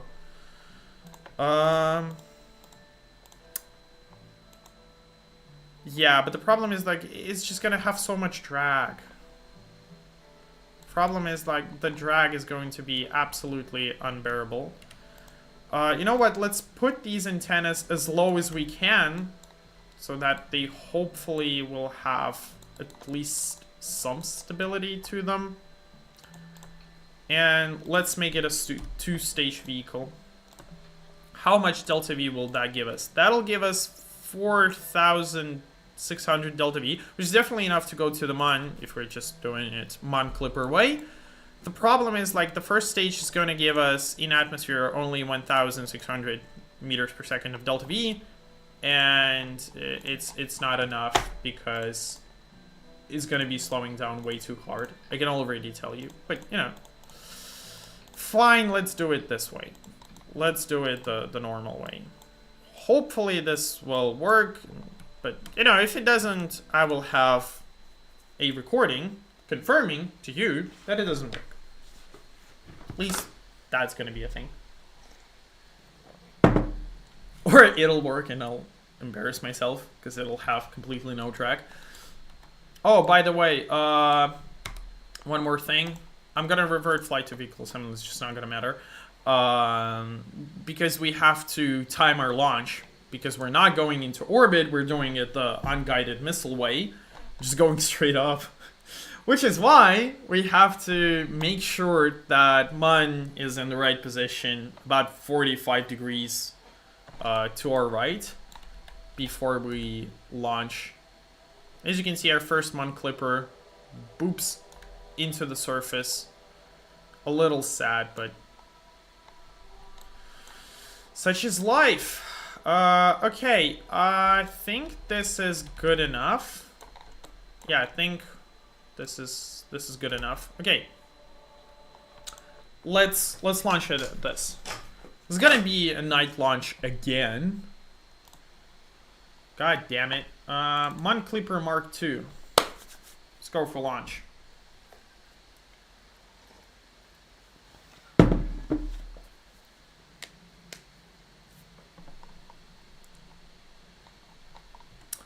Alright, so like I said, we do not have SAS on this vehicle, which is a little sad, but that's the whole concept. Now I do need to select these antennas early on, and I do need to select the target for mission control in advance. Mission control. I'll select them because it's going to be spinning, which means it's going to be hard to select them once it gets going. And I also want to just make sure that all of our scientific equipment is running correctly and both of our fuel cells are running. Okay, let's launch it. I'm gonna turn the aerodynamic forces overlay just to show you how much drag is gonna be generating these two antennas. You can already see them. It's gonna be spinning pretty hard, yes. You can already see that these antennas generate an absolutely ungodly amount of drag. It really is a lot. Because, like, compared to the vehicle itself, you can see, like, these lines are absolutely insanely large. But hopefully we'll still be able to plow through this. These antennas are very powerful. And, yeah. That happened. Well, I mean, it is what it is. Yeah, the problem is that because our spacecraft, it has just so much drag, it rotated because we don't have the fins, which means we need to add them. But the problem is we have to upgrade our facilities for that. You know what? I said we're going to be doing this for like 2 hours-ish. So let's try doing the following. We'll try to upgrading the launch center, because we have to do that anyway. And after that, we'll just... yeah, this is going to be exploding. We'll go to Space Center. We'll upgrade our center so that we can add more fins to hopefully stabilize our missile for long enough till it escapes the atmosphere. And we can't do that because it's expensive as hell. Damn it. I mean, we could try selecting a bunch of contracts. But the problem is, to do that, we need to upgrade our center. God damn it. Yeah, that's gonna be a problem, like I said. Well, I mean... we could forget about these unmanned launches and focus back on normal launches. Or we could try working with these smaller antennas, which don't have that much drag. Oh, by the way, I forgot. We do not need... There's one more trick that we can do. Okay, there's another trick in the book. We can have just 2 stabilizers. We don't need more than 2 stabilizers. We actually can go even with just 1, but 2 is gonna be slightly better. And we're slightly too many parts. What can we... I mean, we can take one of the fuel cells off.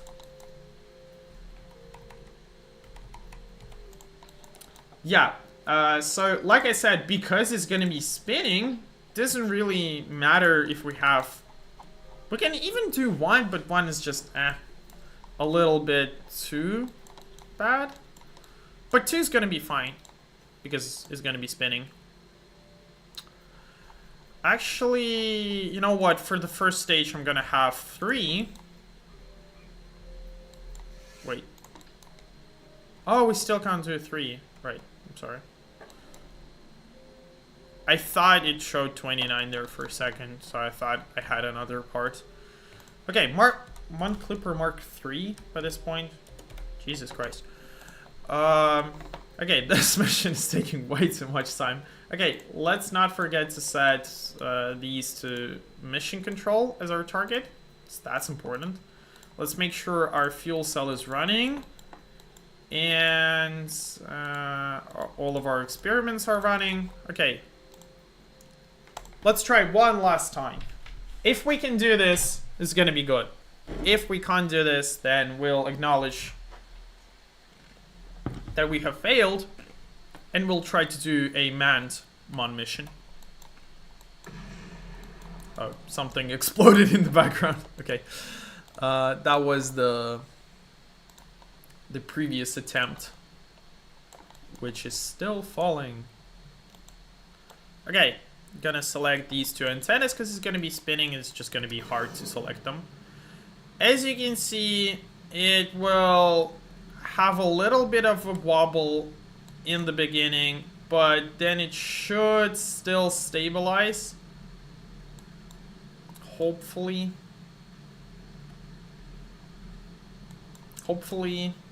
Yeah. The initial launch wasn't very good.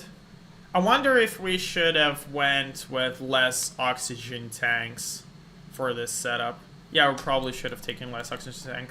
Because look at that. It's just going way too much to the side. Yeah, okay.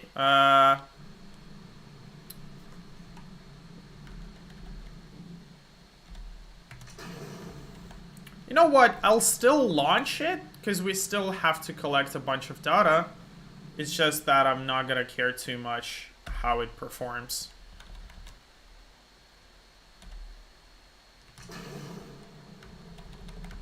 Yeah, because it's not gonna go very well. Okay, let's activate 2 antennas. Let's transmit all of the data. And yeah, not very cool, but it is what it is. Damn. Why is your spaceship 10 billion RPM? Okay, Charles, the reason why it's spinning is because I don't have SAS on this probe, and the whole point was to spin the spacecraft so that it's gonna have stability, more stability that way. Because unbalanced forces will kind of cancel out. The problem is that I have 2 of these very powerful antennas, which ruined all of the stability anyway. Okay, let's just time warp. We don't really care how this launch continues. All we care is that it transmits the rest of the data. Which it'll do either way. Okay. 3rd attempt. I mean, 3rd time's the charm, right? But wait, this was our 3rd attempt. Damn it. Okay, you know what? Let's take less hydrogen. I think we can do with just 1 setup. Hopefully.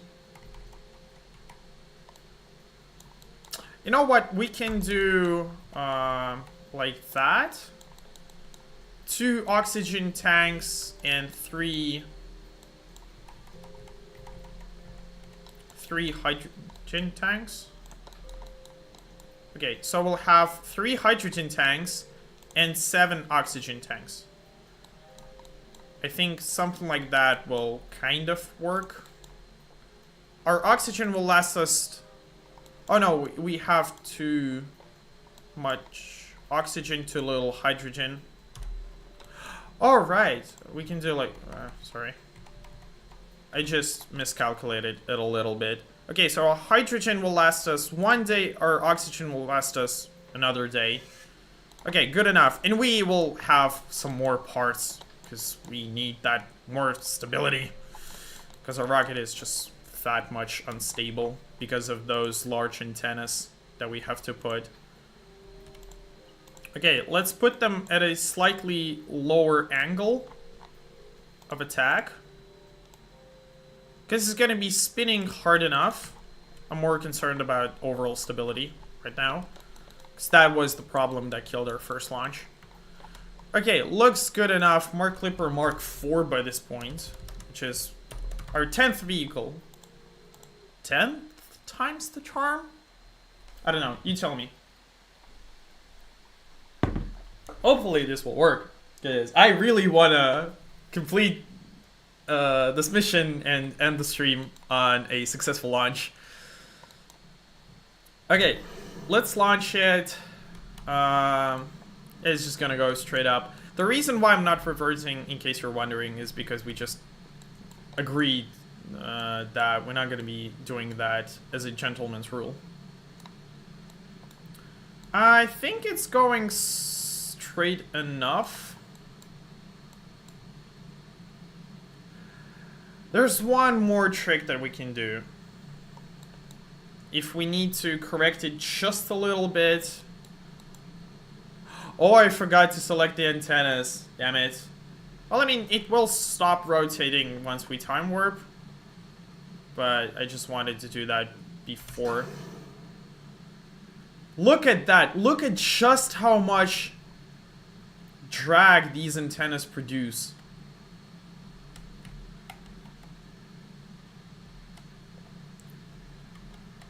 Okay, right now I'm just trying to kind of stabilize the probe with manual inputs, but I'm only making it worse, because of course I am. Okay, you know what, let's wait till it hopefully stabilizes a little bit. Nah, it's not gonna stabilize. Damn it.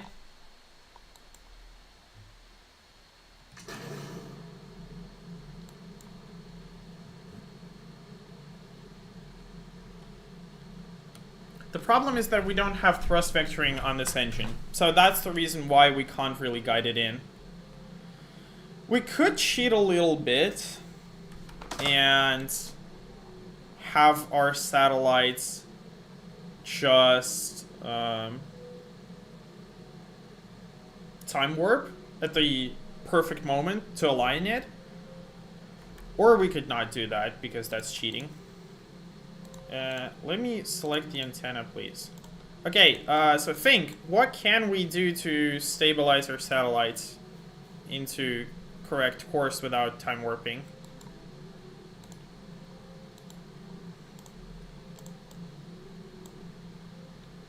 Well, I mean, we could just wait, see how it goes. Maybe it'll intercept it either way. I don't know. It's actually, like, it's accelerating up extremely inefficiently, but we can still fly over the poles, I guess. Damn it! Another unsuccessful mission. Okay, you know what? I'm gonna shut the engines here.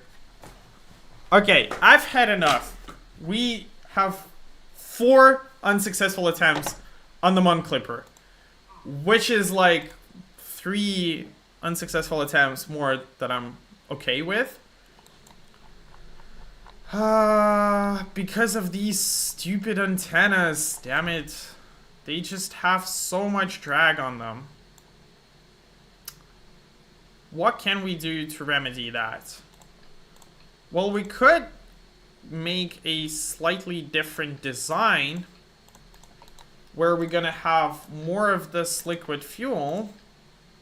I'm gonna put these again right at the very bottom. We will still have our fins because we definitely need those. Hello there in chat. And we'll I really don't want to do it, but I want to have an unguided one, but I feel like we actually just need a steerable engine by this point. Okay, you know what? I give up. Let's have a steerable engine. I still will have the missile rotating. Or maybe we should just completely scratch that and just not bother with it. Not entirely sure. Let's try to still have as much stability as possible by having as much symmetry as possible. Okay, let's do it this way. The first stage will be spinning because that's a good thing. It'll give us that initial stability. And the next stage will have thrust vectoring, so we'll have the capability to correct if we really, really need to do that. The problem is that this vehicle will actually have slightly less delta V. Yeah, it only has like 3,000 something. Because the engine is extremely inefficient. God damn it. You know what? I think we have to go with the unguided design. I think this is just impossible to do it either way. We'll just have like these at a high angle of attack just to give us absolute maximum stability. Because we have to do that. I mean, sorry. That is just a requirement by this point. Okay, let's give it one final attempt. It's gonna be our Mark V. If it doesn't work, we'll continue next time without the spinning design. We'll just make our craft return. That's also an option. I mean, the first one, Clipper, was technically a success because we did complete the mission. Just we didn't complete all of the mission. We just clipped one, which is a success, but we couldn't transmit any of the data. Okay, let's launch it. It's looking pretty good. It's flying pretty symmetrically. Flying pretty nicely up. Spinning like absolute crazy, but that's a good thing. And because I placed the antennas a little lower, it will have slightly more stability. Okay. One final attempt. We have to complete it. We have to do this. We just need one successful launch. And we'll get to mine, and then the rest of the gameplay is going to be a lot easier. Actually. Okay. Let's deploy. And yeah, because our antennas are so low below the center of gravity, they actually add stability by this point. Because they're that low. And look at that. We are going reasonably straight up. If we'll look, yeah, we're going pretty much almost perfectly straight. A little bit to the side, but not too much. Within acceptable limits. Okay, so once we get into, well, not orbit, once we get out of the atmosphere, I'll deploy the antennas.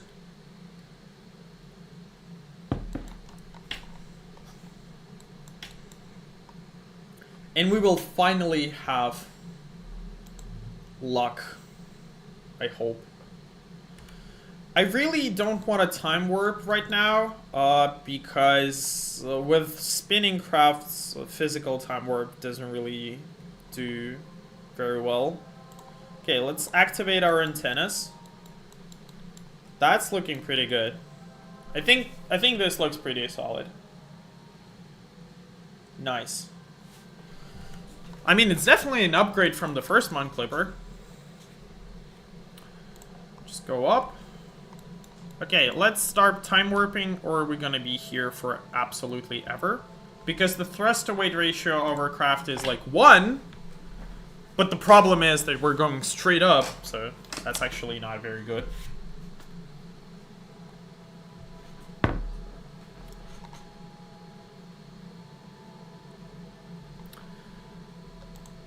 Max transmission rate is 5.7 kilobytes. Yeah, as you can see, our max range is like 12.9 megameters. Which is technically below...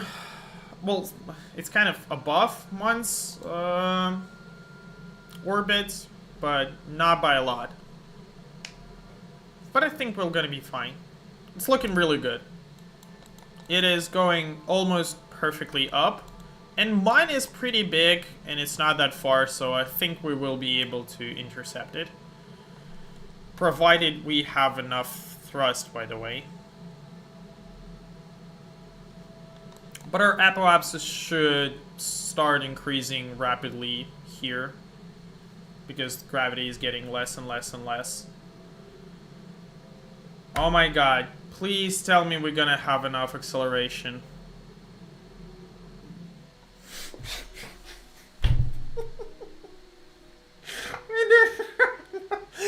Okay.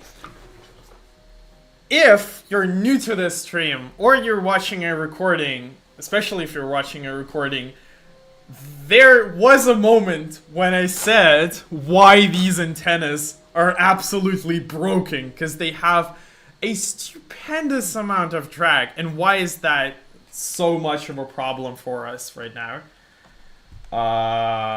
You can record. I've said that. I said that it's gonna be an absolute pain to work with them. And guess what what happened? Exactly that. Okay, you know what? We're mostly limited, not by the part count really here. We're limited mostly by our vehicle mass. You know what we can do? I think we can, for a sixth attempt by this point. Well, I mean, it's like our third with a new design. What we can try doing is just have like 2 booster stages, because that will give us like a lot of stability in that initial acceleration, which is where we need it most. And the problem is we're gonna have slightly higher mass than we want, but we'll just offload a little bit of solid fuel, offload a little bit of oxidizer liquid fuel here, and it should be fine. Okay, you know what? I don't really even care at this point. This is just annoying. This is just dumb. But I think this might work. I mean, we are doing incremental changes. It's just, it's so hard to do this when you don't have most of the technologies. Like, normally you'd have the fairing covering the antennas. Normally you'd have reasonably powerful antennas. You'd have SAS control, all those good things. We don't have any of that stuff. We are trying to go to the Mun with brick technologies. Here, we really are.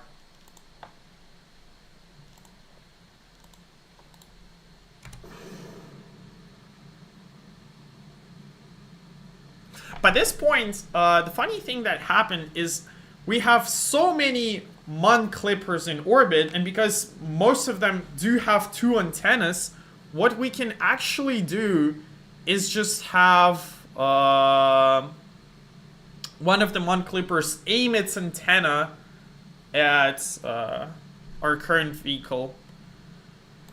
Why is it going to the side like that? Why is it doing that? It went to the side entirely. You know what? I think that's...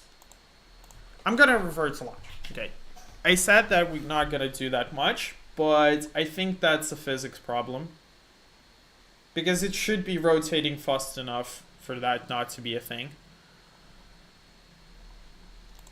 Let's say that we want slow-mo, and we'll launch it with in slow motion.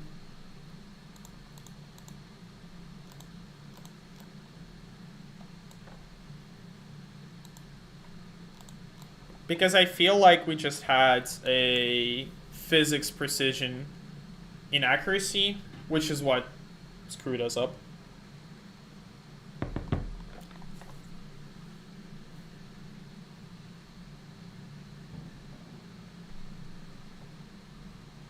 Yeah, look at that. It's going up much, much better. Very straight.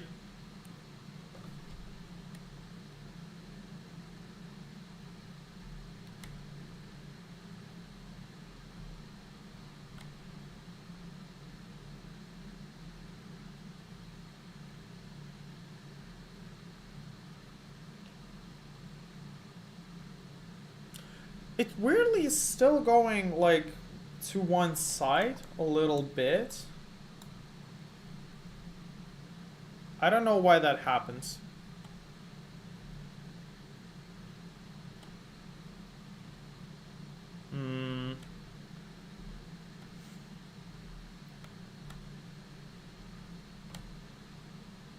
Okay. Let's wait and see what happens. If this doesn't work, I'm just gonna end it there.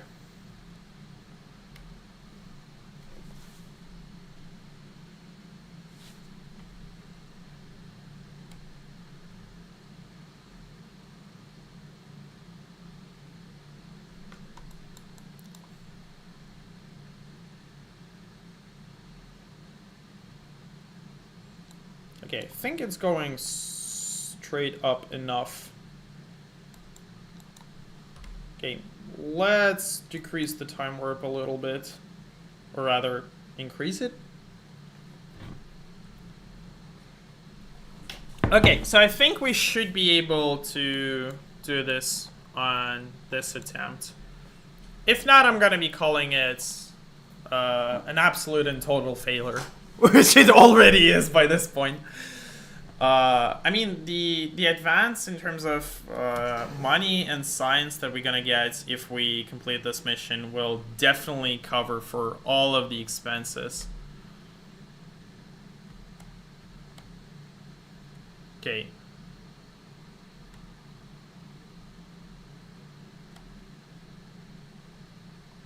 I'm just trying to somewhat correct, because I do have some control capability even though it's spinning. Just try to correct it a little bit into a slightly better trajectory.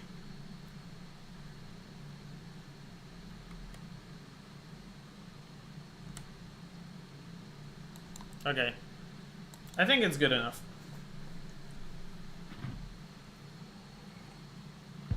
Okay. Okay. I think we can do this. I think we're going straight and up enough. It's really hard to tell because, I mean, we are at slow warp. So it's just hard to tell if we're going straight up enough. Oh. Oh, wow. I'm sorry. That was a mistake. Well, I mean, we do still have the fence, so it will probably stabilize a little bit.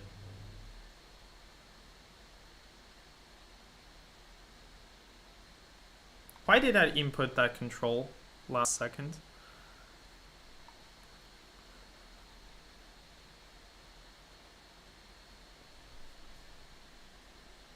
Okay, you know what? Let's stage it.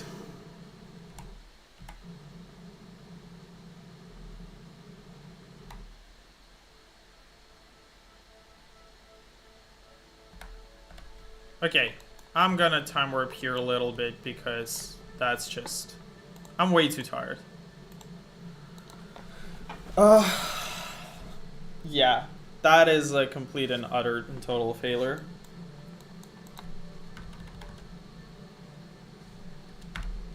Okay, let's select proper time warp. Let's accelerate here a little bit.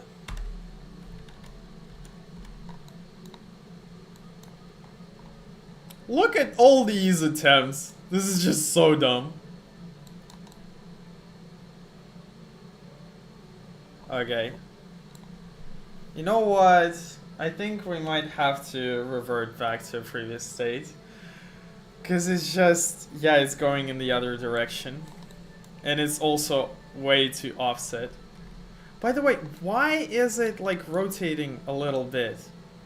Why is it heavier on one side? I just don't get it. Like, see? It's rotating a little bit. But the craft is also almost perfectly symmetrical. Why does that happen? Can anybody tell me? Is this like a physics precision problem? Or like what?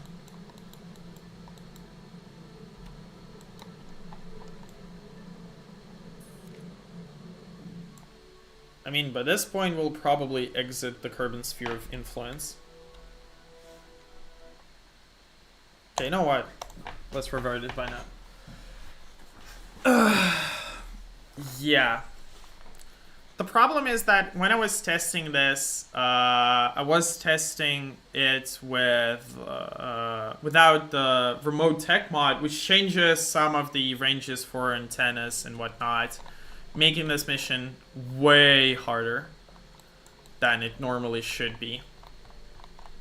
Alright, you know what? Let's call this a day for now. I'll think of what we can do about this later.